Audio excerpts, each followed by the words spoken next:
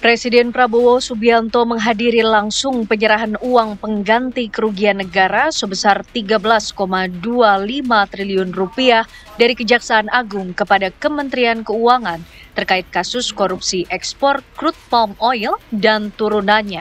Dalam sambutannya, Presiden mengapresiasi kerja keras Kejaksaan dan menegaskan bahwa pengembalian uang hasil korupsi adalah langkah penting untuk memperkuat integritas dan menegakkan keadilan ekonomi. Kehadiran Presiden menjadi simbol keseriusan pemerintah dalam menegakkan hukum dan memulihkan keuangan negara.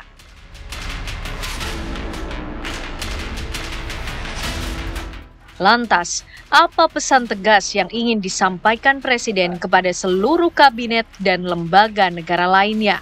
Apakah ini sinyal bahwa pemberantasan korupsi tanpa pandang bulu adalah agenda prioritas di era Presiden Prabowo? Bagaimana mekanisme pengawasan publik memastikan bahwa uang rakyat ini digunakan secara transparan dan akuntabel?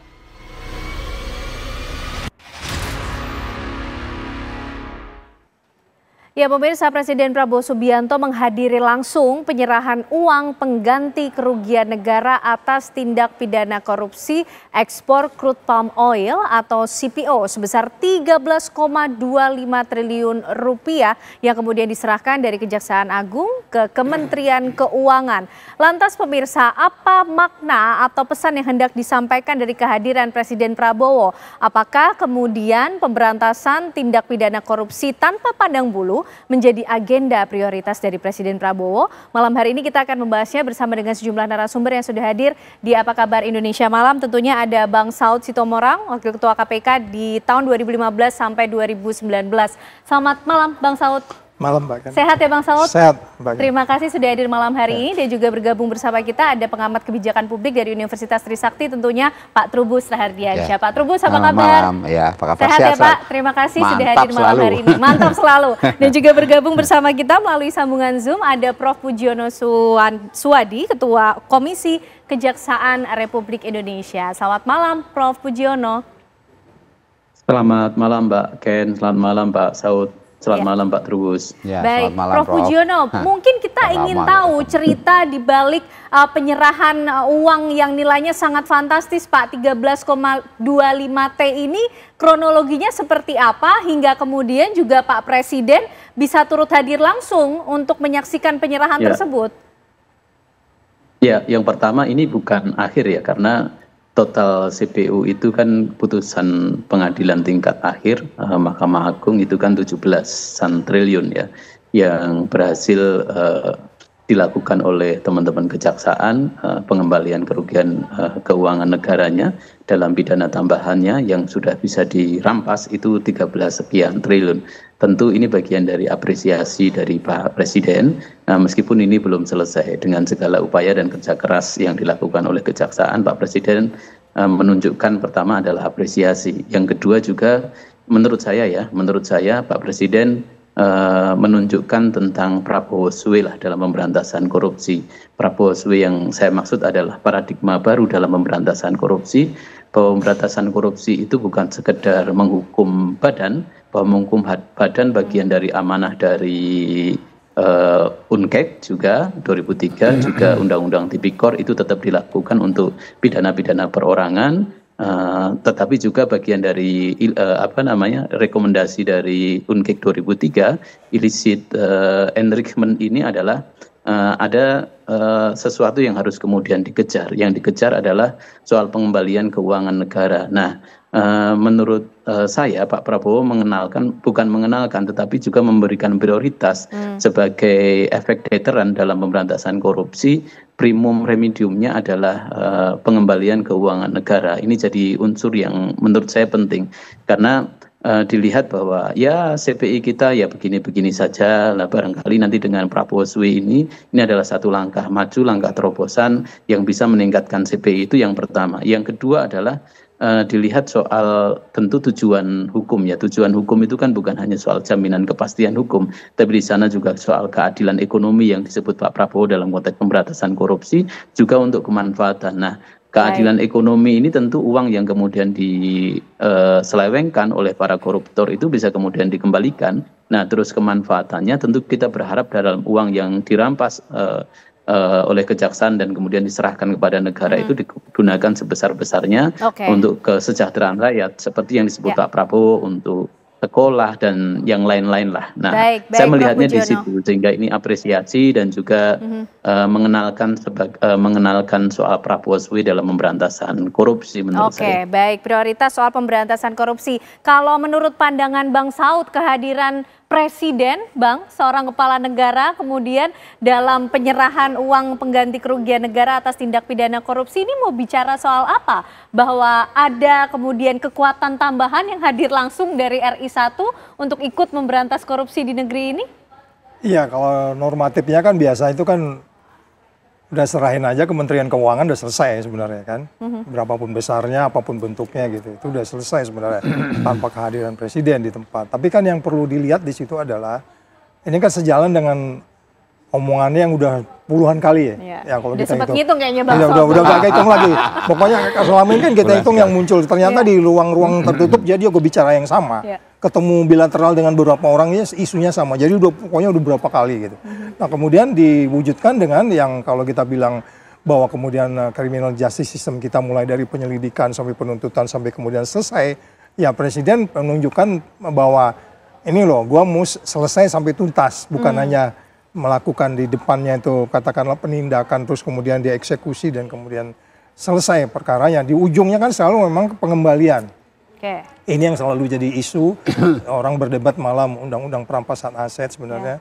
Kalau tanpa undang-undang perampasan aset pun kalau teman-teman di katakanlah di kejaksaan atau di KPK, di kepolisian bisa memahami atau memiliki imajinasi perintah Presiden itu jalanin aja dengan instrumen yang ada sekarang juga bisa sebenarnya. Termasuk kalau kita lagi ngejar orang di luar negeri juga kan.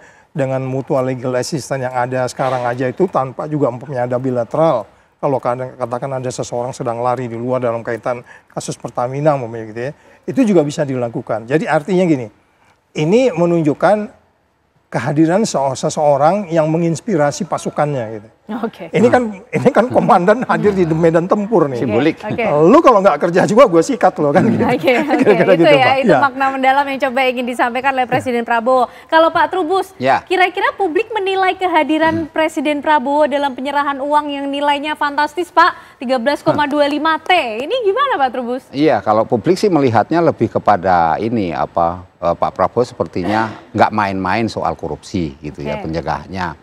Cuman yang menjadi problem di publik sekarang ini ketika uang itu dikembalikan atas nama negara, itu kemanfaatan untuk publik apa? Nah, itu yang jadi persoalan kan. Makanya muncullah berdiskusi misalnya bagaimana itu untuk LDP gitu kan, PLDP itu untuk apa? Lembaga pendidikan itu adalah lembaga pendidikan, LPDP, terus ada kampung nelayan, tapi kan itu semuanya kan harusnya ada kebijakan regulasinya. Kalau nggak ada regulasinya kan manfaat publik terus apa kan nggak ada. Artinya itu cuma disita selesai. Nah padahal publik menghendaki ada kejelasan sebenarnya kemanfaat untuk ini apa. Yang kedua sebenarnya kan pemerintah itu ada kaitan dengan asas cita ini. Kan ada 3 tuh yang difokuskan mengenai trisula pengentasan kemiskinan bahasa mereka itu. Nah 1 itu kan masalah mengenai pendidikan, kedua tentang kesehatan, ketiganya mengenai sosial ekonomi. Nah kenapa itu nggak diserahkan aja untuk itu misalnya kan, tapi kan harus ada kejelasan seperti apa. Jangan sampai kemudian nanti orang itu kalau sudah melihat uang biasanya sudah berubah cara berpikirnya. Jadi kekhawatiran kalau nggak ada inkonsistensinya masih muncul gitu loh. Jadi ini kekhawatiran aja jangan sampai kemudian sitaan-sitaan nantinya akan ada sitaan lagi mestinya kan gitu kalau lihat kehadiran Presiden seperti ini.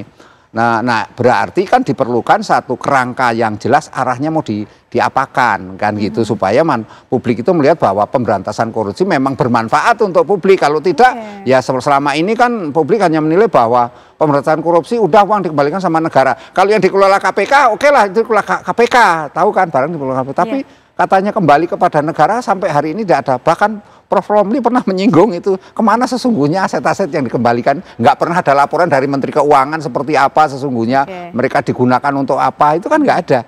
Jadi artinya publik membutuhkan ini Mbak, transparansi di dalam pengelolaan mengenai hasil ini. Yang kedua tentu dari sisi manfaatnya untuk apa untuk publik itu. Nah tentu yang ketiganya lah bagaimana kemudian ketika nanti terjadi istilahnya ya penyimpangan-penyimpangan lagi, itu kan harus ada. Apakah perlu satu lembaga pengawas tersendiri yang ngawasi gitu loh. Tapi ditahan dulu Pak Trubus, apakah kemudian perlu lembaga pengawas tersendiri untuk mengawasi kemana kemudian ketika sudah dikembalikan negara, pengawasan atau penggunaannya seperti apa? Tapi sebelum ke sana nanti kita juga ingin tahu dari Prof. Pujiono, apa kemudian makna yang coba ingin disampaikan oleh Kejaksaan dengan kehadiran Presiden Pak pada saat penyerahan uang kemarin. Tapi dijawabnya nanti ya Prof, usai jeda kami kembali untuk Anda pemirsa. Pemerintah Indonesia, Kejaksaan sebagai bagian dari pemerintah Indonesia memperlihatkan dan membuktikan kepada rakyat kerja keras, kerja yang gigih, yang berani, sehingga bisa membantu negara menyelamatkan kekayaan. Ingat, kalau kita lihat ini sama dengan 8.000 sekolah kita perbaiki. 5 juta nelayan bisa hidup. 5 juta dengan uang yang ada di sini. Saya ini greget, saya ingin kalau bisa kita kejar lagi itu ya, kekayaan yang diselewengkan. Terima kasih. Selamat bekerja di atas jalan yang mulia. Ya, itu kemudian pemirsa disampaikan oleh Presiden Prabowo ketika menghadiri langsung penyerahan uang penggantian kerugian negara atas tindak pidana korupsi ekspor CPO. Prof. Pujiono, apa sih kemudian yang ingin disampaikan atau diinginkan oleh Kejaksaan bisa ditangkap oleh publik lewat kehadiran Presiden Prabowo kemarin? Ya, ini tentu kan tadi juga sudah sebut, ini dorongan kuat Presiden tidak main-main dalam pemberantasan korupsi ya. Khususnya kemudian soal Prabowo Suwi dalam pemberantasan korupsi ini. Tapi di sisi lain juga sebenarnya ini pesan bagi Kejaksaan ya. Juga pesan ini adalah bagian dari introspeksi. Yang pertama adalah Pak Prabowo juga menekankan pentingnya secara internal Kejaksaan harus mawas diri, harus introspeksi bahwa tidak boleh main-main lah. Khususnya menjaga integritas. Jangan sampai kemudian hukum itu tajam ke bawah, khususnya untuk keadilan-keadilan bagi masyarakat yang lebih kecil. Itu pesan Pak Prabowo. Dan soal integritas ini Kejaksaan juga tidak sempurna, masih ada celah di sana sini yang harus kemudian diperbaiki. Itu satu. Yang kedua adalah saya menangkap juga kerja-kerja yang dilakukan oleh Kejaksaan ini, Pak Prabowo menurut saya harus lebih dong. Jangan hanya sekedar ini. Cuman kemudian kalau kita lihat ya, ini kan perampasan aset yang conviction based ya, yang dasarnya adalah KUHP, yang dasarnya adalah Undang-Undang Tipikor, yang tentu jangan hanya sekedar 13 sekian triliun, meskipun untuk menghadirkan 13 sekian triliun itu bukan angka yang mudah. Kejaksaan harus kemudian mengetok berbagai pintu, merayu dari sana sini, menggunakan segala instrumennya untuk kemudian bisa melakukan perampasan aset dengan nominal uang ya, bukan dengan barang. Kalau barang kan nanti bisa kemudian dilelang dan hasilnya bisa jadi tidak bisa sebesar ini. Nah, oleh karena itu Pak Prabowo memberikan menurut saya pesan juga bagi Kejaksaan yang lebih besar. Nah, bagian dari introspeksi ini saya pikir Kejaksaan juga harus kemudian menata organisasinya karena tracing aset yang dilakukan selama ini di bagian Bitsus, sekarang kan sudah ada Badan Pemulihan Aset di Kejaksaan, tetapi struktur Badan Pemulihan Aset itu yang khusus untuk melakukan tracing aset ini hanya ada di eselon 3 Subdit. Nah, oleh karena itu agar kemudian perampasan aset ini yang ini juga merupakan rekomendasi dari UNCEC 2003 ya, United Nations Convention Against Corruption tahun 2003 adalah salah satunya adalah untuk mencegah illicit. Salah satunya adalah untuk mencegah illicit enrichment ini adalah dengan perampasan aset. Nah, makanya kemudian harus ditata organisasinya. Kita berharap tracing aset itu bisa naik kelas, bisa menjadi direktur, sehingga kemudian tangan dan kakinya lebih panjang, Sehingga ketika melakukan perampasan aset, tadi disebut Pak Saud, tanpa kemudian menunggu undang-undang perampasan aset, tetap ini kita dorong. Tapi kemudian ya harus ada direktur yang kemudian melakukan perampasan aset itu bisa jadi strukturnya itu bisa lebih maksimal lagi. Jadi selain apresiasi kepada kejaksaan, termasuk juga momen introspeksi juga bagi kejaksaan, pembenahan dan juga evaluasi yang harus terus dilakukan. Nah, tapi Bang Saud, kalau di KPK mungkin Bang Saud juga bisa berbagi pengalaman. Ini sebagai suatu bentuk sinergi ya, lembaga penegak hukum tidak untuk bersaing tapi berkolaborasi antara KPK dan juga kejaksaan dalam ikut bersatu padu memberantas tindak pidana korupsi ini seperti apa, Bang Saud? Ya, yang pasti kan sudah ada MOU ya, apakah itu saling membantu satu sama lain dan tidak ada kesan sehingga kemudian ada kasus yang sama ditangani oleh dua lembaga yang sama, sehingga kemudian MOU itu menjabarkan bagaimana mereka bisa melakukan kerjasama di dalam pembagian kerja. Nah, kalau yang jadi masalah kadang kan KPK kan dia hanya penyelenggara negara. Jadi kalau nggak ada penyelenggara negaranya, KPK nggak bisa masuk di situ. Nah, ini makanya ini kan swasta nih, swasta. Tapi terkait kita belum lihat nih penyelenggara negaranya, walaupun beberapa menteri udah disebut-sebut juga di case ini kan ya. Nah, jadi mungkin di situ saja bedanya. Sehingga kalau kita bicara bisnis, tentu itu jadi skalanya bisa lebih besar. Kalau KPK penyelenggaraan itu pasal 2 pasal 3 itu APBN kan gitu. Dan kecuali total loss lah ya, beberapa persen gitu. Sehingga jumlah itu memang tidak spektakuler banget untuk kemudian seperti yang terjadi di kasus ini.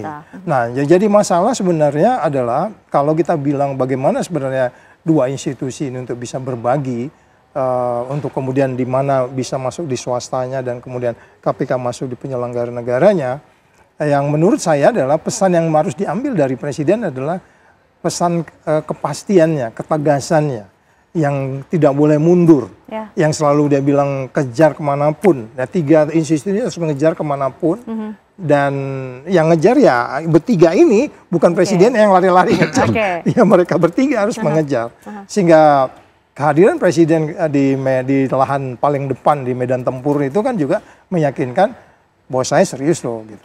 Jadi selama jangan takut yang di bawah juga. Oh iya, jangan takut siapapun mereka. Kan udah bilang partai politik gue juga lu ambil aja lah katanya. Tanpa pandang bulu. Iya, itu udah nggak ada keraguan tuh. Kalau masih ragu-ragu berarti memang perlu diganti itu mereka. Oke. Jadi ini pengingat juga ya bagi lembaga penegak hukum baik KPK maupun juga kejaksaan. Pak Trubus, apakah dengan momentum ini juga bisa mengubah persepsi publik Pak selama ini yang melihat hukum tajam ke bawah, tumpul ke atas? Iya, kalau berlanjut, iya. Artinya ini tidak sekedar ini terus selesai, tapi ada lagi nanti momen-momen lagi yang memang perlu ditampilkan ke publik. Karena gini, publik itu kan sebenarnya yang menjadi kunci kan trust ya. Kalau dia trustnya itu nggak muncul, itu akan pada akhirnya apa yang disampaikan oleh atau yang dikerjakan oleh APH maupun pemerintah dalam ini oleh Presiden, itu sepertinya tidak berbekas gitu loh Mbak. Jadi dia menganggapnya itu hanya sebagai, ya itu udah kerja rutinnya memang dia seperti itu gitu. Digaji untuk itu. Digaji untuk itu, dia menikmati untuk itu gitu loh. Yang ngapain kita ini kan gitu. Jadi yang kedua saya melihat bagaimana sesungguhnya ketika memahami tajam ke atas atau tajam ke bawah, tumpul ke atas itu diimplementasikan. Ini adalah kaitannya bagaimana kemudian partisipasi publiknya itu diprioritaskan. Karena apa? Karena ketika selama ini masyarakat menilai kita melaporkan sesuatu, mengadukan sesuatu, entah whistleblower lah, entah apalah, tapi ujung-ujungnya itu nggak ada follow up, nggak ada sesuatu yang kemudian. Padahal mungkin ketika melaporkan sesuatu cukup bertaruh juga ya Pak ya? Bertaruh, reputasi, apalagi walaupun ada lembaga perlindungan saksi dan korban, tapi kan itu dianggap tidak efektif. Publik melihatnya apa sih? Akhirnya aku lapor, ujungnya saya repot sendiri. Jadi maksud saya apa? Ketika memang ini hukum mau dijadikan isinya garda terdepan dalam penyelesaian soal korupsi ini, ya harusnya ada masyarakat juga diberikan ruang yang seluas-luasnya untuk akses juga dalam arti apa? Ikut mengawasi, ikut memberikan masukan, ikut juga dalam hal ini ya. Ya menikmati dari manfaat itu gitu, manfaat dari ketika sudah disita. Ya itu yang penting. Nah, jangan kemudian masyarakat tahunya wah itu hartanya dilelang, hartanya kemudian dijual murah katakanlah seperti itu. Bukan itu publik mengenai, karena apa? Karena publik Gen Z, Gen Alpha sekarang itu karena dengan dunia yang namanya ini kan kita masuki masyarakat namanya society 5.0 namanya. Ya, betul. Masyarakat di mana serba digital, semua media sosial, teknologi canggih. Nah, maksud saya apa? Tolonglah pengambil kebijakan termasuk APH ini memahami kondisi itu. Karena apa? Karena kalau ini masyarakat tidak dijelaskan kemanfaatannya clear, dia menikmati betul misalnya yang sekarang dibutuhkan oleh Gen Z, Gen Alpha, apalah lapangan pekerjaan. Kalau dia misalnya ini kan ada program pemerintah namanya magang nasional. Nah itu magang nasional itu dipakai kan dia dapat 3,3 juta setiap ini. Nah itu artinya dia dapat manfaat dari situ. Jadi alokasinya harus dirasakan langsung manfaatnya. Manfaat oleh masyarakat. Iya publik itu yang dengan sekarang gitu. Bang Saud nih menarik nih tadi Pak Trubus menyinggung soal whistleblower di tindak pidana korupsi. Kalau menurut pengalaman Bang Saud dulu di KPK, ini cara kerjanya seperti apa sih Bang? Ya memang agak sulit ya, apalagi kalau yang kasusnya itu orang-orang yang sangat high profile.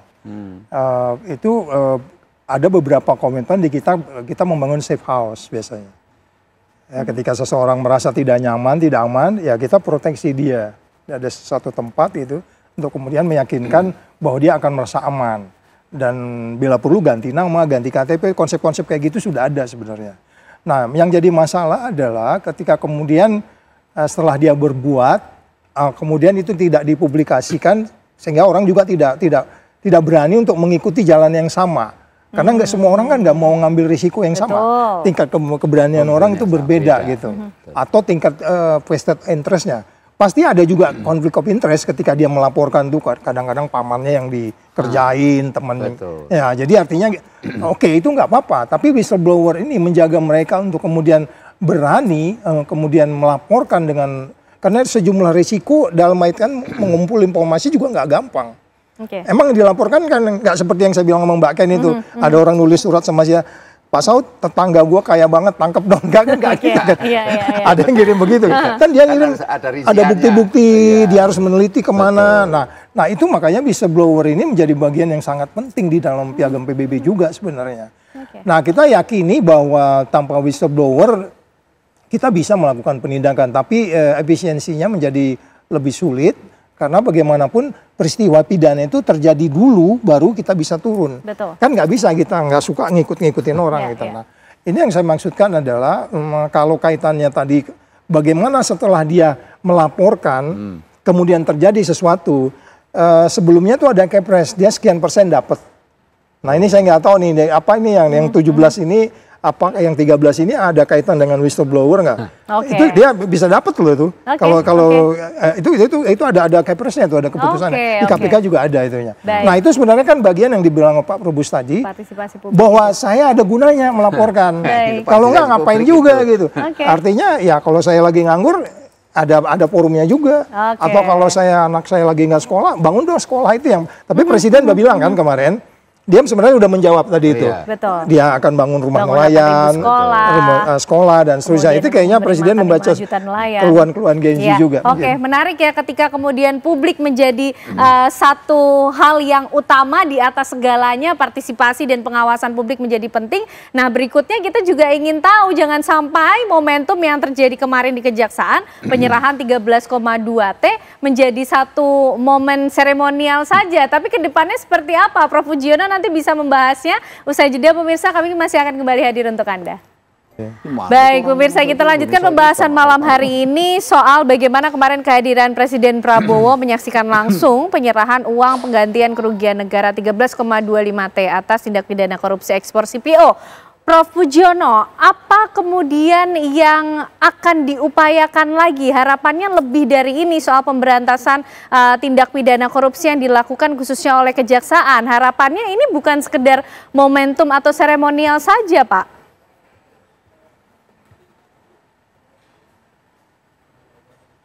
Baik, kita belum bisa mendengar suara Prof. Fujiono. Ya, halo. Ya, silakan Prof. Ya, kita berharap tentu kan kalau untuk kasus CPO ini dari total 17 triliunan itu bisa kemudian segera untuk kemudian dipenuhi oleh Kejaksaan. Ya kan sudah ada juga jaminan yang diberikan oleh salah satu ya dari ketiga itu, yaitu bagian dari komitmen dan kita berharap itu segera. Terus juga kasus-kasus yang lain menurut saya penting untuk kemudian mendeteksi ya sejak awal Karena kan kalau kita mendasarkan pada pidana pokok di ketentuan pasal 2, pasal 3 ini kan terbatas sekali.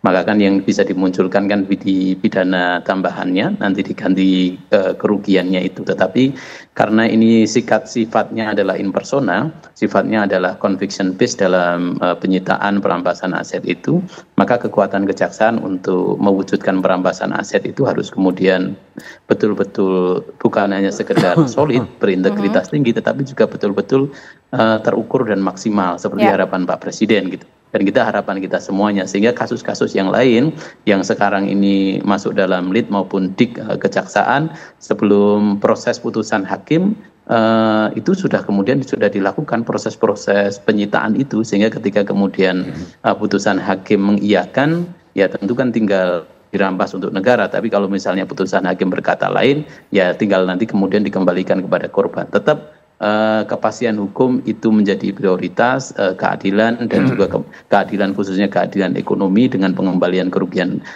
keuangan negara, dan ujungnya nanti soal kemanfaatannya adalah nanti pemerintah yang kemudian menggunakan uang tersebut. Oke, baik. Jadi komitmennya betul-betul kita tunggu bagaimana nanti ke depan, tidak berhenti pada 13,25 triliun saja. Bang Saud, kalau di KPK sendiri seperti apa kemudian treatment pada alat-alat bukti dari tindak pidana korupsi ini sendiri? Pelajaran atau dari masa lalu yang bisa kita ambil juga, Bang Saud? Iya, untuk jumlah uang yang besar dipamerkan ke publik itu memang kan punya risiko ya. Sehingga kemudian pertanyaannya, uangnya gede banget, terus kemana itu penggunaannya dan seterusnya. Walaupun dijawab oleh Presiden supaya tidak spekulatif sifatnya gitu, kita bisa gunakan uang ini kemana-mana gitu.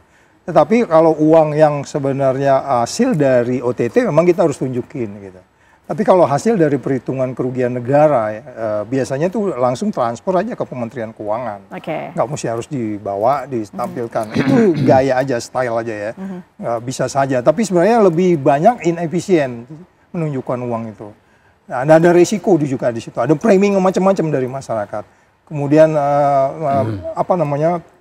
kalau kita katakan itu lagi dari sisi keamanan ya tentu keamanannya menjadi lebih rawan kan. Terus pada bagian lain setelah diserahkan itu apakah Purbaya yang bawa pakai truk ke mana gitu kan. Itu jadi ada problem-problem teknikal yang menurut saya berisiko dari sisi keamanan gitu. Nanti mungkin ini pembelajaran ke depan, kalau yang jumlah-jumlah besar itu tidak mesti harus ditunjukin juga. Tunjukin aja transfernya cukup, tunjukin gitu kan. Dan itu lebih secure dan lebih pasti. Sehingga kemudian memunculkan transparansi yang lebih elegan sebenarnya. Nah, jadi kalau kembali ke KPK, memang itu harapan kita sebenarnya jumlah besar ini ya harus dikerjakan oleh KPK. Tuh UUS tuh kerjain tuh, itu gede banget tuh. Itu ada penyelenggara negaranya loh. Ya kan? Nah itu mereka harus bekerjakan. Nggak mesti harus ada laporan dari Pak Profesor Mahfud gitu. Jadi artinya perintah Presiden ini jelas nih buat 3 institusi ini. Ya kan? Mari saling berpacu untuk menciptakan kesejahteraan dan membahagiakan rakyatnya sebagaimana perintah Pak Prabowo. Sudah jelas instruksinya dari Presiden Prabowo. Nah Pak Trubus, kalau instruksinya sudah jelas, langkah konkretnya harus seperti apa sehingga publik juga ikut bisa berpartisipasi dan ikut mengawasi dalam penggunaan tadi, pengolahan penggantian kerugian negara tadi, sehingga bisa kembali lagi untuk kepentingan publik juga. Iya, langkah konkretnya ya harus gaspol, berarti dalam hal penegakan hukum terkait dengan korupsi itu. Artinya begini, ketika publik itu melihat bahwa korupsi yang gede-gede itu ditangkepin, itu kan publik kemudian berpikir bahwa korupsi itu memang tidak pandang bulu diselesaikan oleh pemerintah. Itu yang menjadi kuncinya, cluenya di situ. Yang kedua, bahwa setiap penyelewengan keuangan negara itu harus dijelaskan ke publik bahwa bentuk penyelewengan itu memang membahayakan bagi masyarakat sendiri. Karena itu masyarakat perlu tahu. Tetapi pengetahuan publik ini hanya semata-mata angka-angka saja. Menurut saya setuju dengan Pak Saud tadi, hanya angka saja. Karena kalau ditujukan secara fisik, itu nanti publik punya persepsi lain. Artinya nanti, wah bagaimana saya bisa ngelihat secara langsung, boleh nggak gitu kan. Lah kalau masyarakat, ya kan itu ijazah aja mau ngelihat yang langsung kan gitu, apalagi ini kan. Tapi itu memang yang terjadi di masyarakat kita. Ya kan, itu resiko ya. Resiko, dan itu menurut saya hal yang penting juga perlu dipahami bahwa ketika ini memang penegakan hukum ini sifatnya memang sudah menjadi apa ya istilahnya niat baik lah gitu, niat baik, maka perlu ada semacam kebijakan regulasi yang jelas, aturan mainnya seperti apa, sehingga ketika nanti pemanfaatannya tadi disampaikan sudah jelas, tetapi juga berpikir bahwa kedepannya untuk jangka panjang, karena jangan sampai ini hanya satu rezim ininya berlaku doang, nanti rezim berikutnya nggak berlaku lagi. Nah ini kan perlu ada pemikiran kedepannya seperti apa, kemudian jangan sampai apa namanya bagaimana nanti korupsi yang tingkatnya kecil-kecil, yang kasus MBG lah, yang kemudian ini kan ada dugaan-dugaan gitu kan, pemotongan anggaran yang kecil-kecil itu dianggap sesuatu, kemudian yang dana desa segala itu kan harus diungkap semuanya kalau memang itu sifatnya tak pandang bulu sesuai kehendak presiden. Jadi bukan soal besar kecil, Mbak. Bukan soal besar kecil, tindak pidana korupsi besar atau kecil semua harus ditindak secara adil dan tegas. Karena instruksi Presiden Prabowo sudah jelas dan nampaknya ini menjadi satu agenda prioritas dari Presiden Prabowo untuk menindak kejahatan atau tindak pidana korupsi secara tuntas tanpa pandang bulu. Terima kasih atas pembahasannya malam hari ini, Gaspol. Terima kasih Bang Saud, terima kasih Pak Trubus, terima kasih Prof Pujiono malam hari ini sudah bergabung di Apa Kabar Indonesia Malam.